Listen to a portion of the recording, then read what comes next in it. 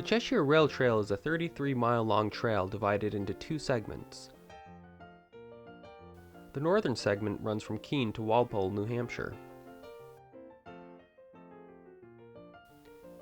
Beginning in Keene, convenient parking can be found at the Colony Mill Marketplace.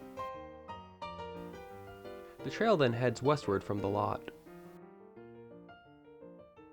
Beginning at the Colony Mill parking lot, you go down the trail a few hundred feet and you come to the first bridge. Look down over the edge, you see the old stone abutments over there, and down beneath us is the Ashuelot River. Continue along the trail towards the new pedestrian bridge, 4/10 of a mile from the parking lot. Yeah, I'm Kevin Love. That little girl wants to make sure that I'm still here. Aries and I are now getting to the pedestrian bridge in Keene. So you can see why it's necessary. That's a pretty fast highway down there. After the bridge, continue along another 4/10 of a mile, where you'll cross West Street.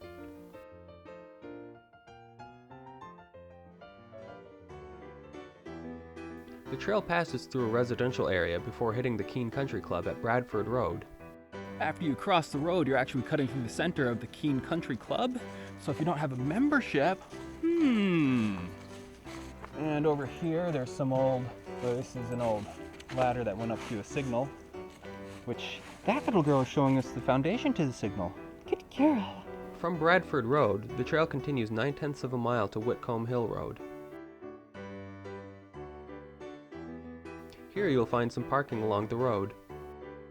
The trail then continues through the woods and around a large bend. At the end of the bend, half a mile from Whitcomb Mill Road, you'll cross over Arch Street. Aries and I are now arriving on Arch Street, and I'm going to try to get down below because there's a very cool arch bridge that we're on right now. So there's the trail we just came from, and it looks like there's a little side path here. Let's head down, girl. See what we can see. Good girl. All right. And there you have it. There's the bridge, and that's where we came from. You can actually see there's a little parking area close by. If you wanted to, you could park too and walk over to the bridge and then head up the trail. I would definitely recommend for anybody who's hiking or biking this trail to take a few minutes and go check out that bridge. It's pretty cool. The trail continues another 3.25 miles, heading through the woods, before reaching a cutaway in the rock. This is a huge cutaway through the rock. So anybody who's wanting to do this rail trail and you're looking at maps, you may get a little confused and think that you can just park on Route 12 because the trail crosses over. No, Route 12 crosses over the trail. And as you can see, it's pretty high up there. You can't just climb down right here. As the cutaway continues, it turns into a retaining wall briefly before turning back into a cutaway. So this is not too far after the cutaway. I'd say maybe a quarter of a mile. And we're hooking in with, looks like another set of trails. Yeah, snowmobile trails and cross-country skiing. No, we're not going up that way, love. But also, looks like over here, there may be a little pull-off.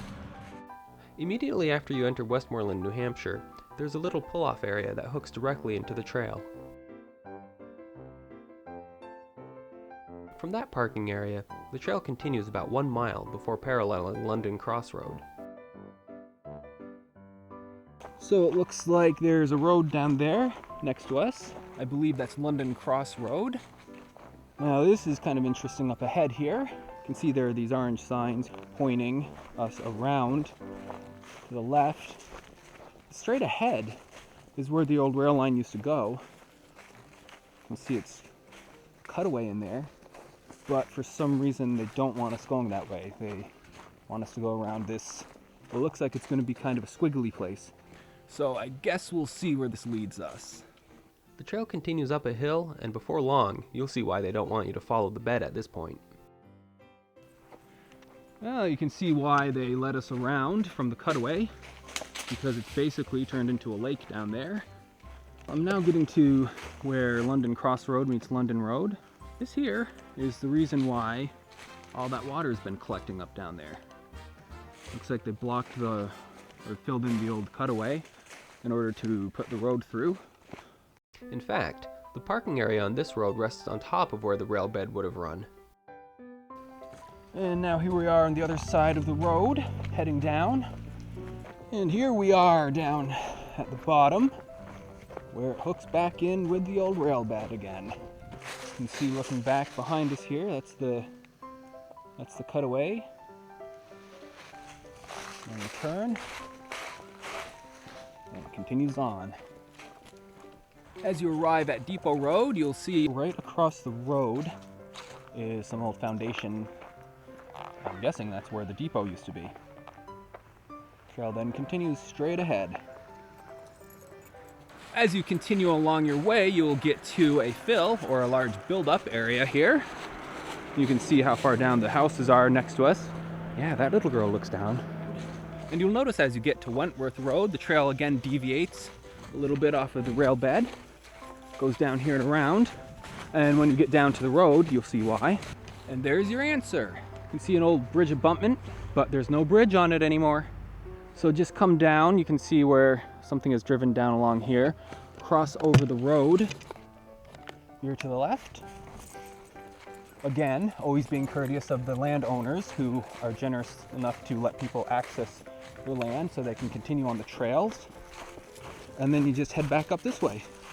From Wentworth Road, the trail continues 1.15 miles where it intersects with Blackjack Crossing.